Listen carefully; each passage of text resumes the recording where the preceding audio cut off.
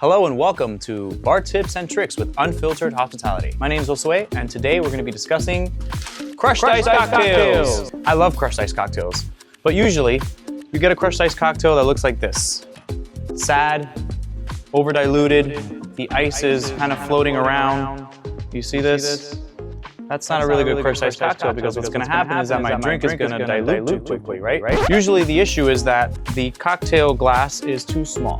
For crushed ice cocktails, you want to have a couple things. You want to have enough volume in your glass to have a lot of ice. You also want to have a nice wash line. The wash line here is a little too high. This is going to start to melt really quickly. This is what a crushed ice cocktail should look like. It should have a mountain of crushed ice on top. There should be about 1.5 fingers of wash line underneath, because as you can see, the ice is packed all the way to the bottom of the cocktail, keeping this cocktail very cold, preventing it from over diluting. You want to see this beautiful ice cap on top of this crushed cocktail. And there you have it. For more bar tips and tricks, follow us at Unfiltered.